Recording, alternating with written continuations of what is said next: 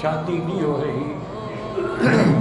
میری بیٹی میں تو روز دعا کرتا ہوں کہ جن کے گھروں میں بھی نوجوان بچیاں ہیں اللہ ان سب کے رشتے آسان کر دے۔ ویسے بزرگوں نے لکھا ہے عمل کہ اول آخر 11 دفعہ درود شریف پڑھو اور 3 دفعہ سورۃ الرحمن پڑھو،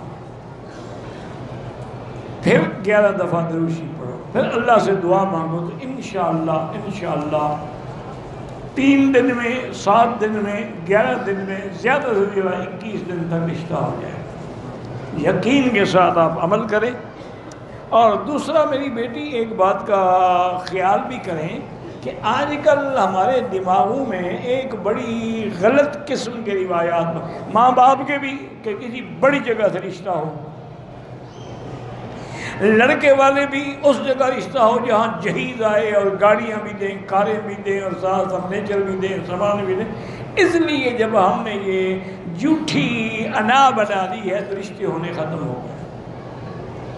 اگر صحیح معنی میں اسلام پہ چل کے جیسے حضور نے فرمایا کہ آدمی رشتہ کرتا ہے کسی لڑکی سے یا تو اس کے جمال کے لیے کہ خوبصورت ہے، یا اس کے خاندان کے لیے، یا اس کے دین کے لیے، فرمایا فاختر ذات الدین، دین والے کو ترجیح دو۔ تم بھی میری بیٹی اگر دین والوں کو ترجیح دو تو کوئی مسئلہ مشکل ہے ہی نہیں، 1 منٹ میں حل ہو سکتا ہے۔ کوئی پاکستان میں، ہندوستان میں، بنگلہ دیش میں، ہر جگہ اللہ کے دین کے مدارس ہیں، مدارس البنین بھی ہیں، بنات بھی ہیں، لڑکوں کے بھی ہیں، لڑکیوں کے بھی ہیں۔ تو اگر آپ کسی مدرسے کے محترم کو جا کے بتائیں کہ میری یہ غرض ہے تو فوری طور پہ انشاءاللہ حل ہو جائے گا۔ اب آپ حیران ہوں گے کہ میری والدہ کا جب نکاح ہوا نا، میرے جو نانا تھے نا وہ بہت بڑے عالم تھے لیکن تھے بریلوی۔ حضرت خلیفہ شیخ الجامعہ جو تھے نا جی، جو جامعہ عباسیہ کے پہلے شیخ الجامعہ تھے، وہ ان کو ملنے کے لیے آتے تھے، یعنی وہ اتنا بڑے عالم تھے۔ شیخ الجامعہ غلام محمد گھوٹوی رحمۃ اللہ علیہ، ان میرے نانے کے پاس آتے تھے بستی میں ملنے کے لیے۔ والد صاحب کو وہ تقریروں میں کافر کہتے تھے۔ ایک دن والد صاحب پڑھا رہے تھے، اس وقت چھوٹی سی مسجد ہوتی تھی اور ایک شیشم کا درخت ہوتا تھا، اس کے نیچے بیٹھ کے والد صاحب درس دیتے تھے۔ طلباء ماشاءاللہ بہت ہوتے تھے لیکن جگہ نہیں ہوتی تھی۔ دیکھا کہ مولانا آ رہے ہیں تو والد صاحب حیران ہو گئے کہ کیسے جلدی جلدی طلباء کو حکم دیا کہ حضرت کو گھوڑی سے اتارے، گھوڑی بھی پکڑے ہیں، گھوڑی کو باندھا اور حضرت کو آ کے بٹھایا۔ جیسا بھی کمرہ تھا، جیسی چار، وہ تو بڑے آدمی تھے نا، نانا میرے جو تھے نا وہ اس زمانے میں بھی لاکھوں پتی تھے۔ تو حضرت والد صاحب نے عرض کیا کہ حضرت آپ کیسے تشریف لائے؟ فرمایا بھائی میری لڑکی بالغ ہو گئی ہے اور میں تمہیں رشتہ دینا چاہتا ہوں۔ میں نے کہا حضرت کافر سے رشتہ ہو جاتا؟ کہ شرم نہیں آتی میں تیرے در پہ چل کے آیا ہوں اور تم آگے مجھے باتیں سناتے ہو؟ تقریر میں آدمی کہہ دیتا ہے ایسے۔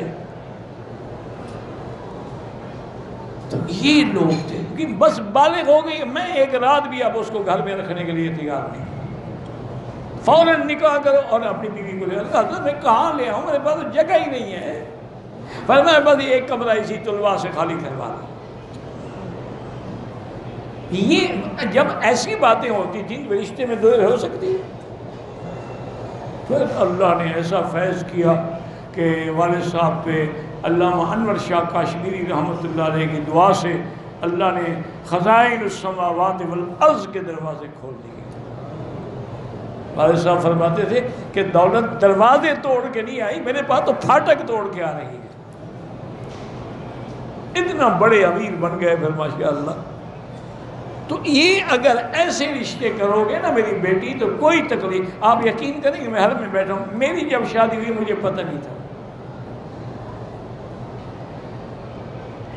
والد صاحب نے ظہر کی نماز میں تمام جماعتیوں سے کہا کہ بھی آج عشاء کے بعد ہر آدمی اپنے گھر میں جو بھی پکا ہو لے کے اکٹھے بیٹھ کے کھانا کھائیں گے۔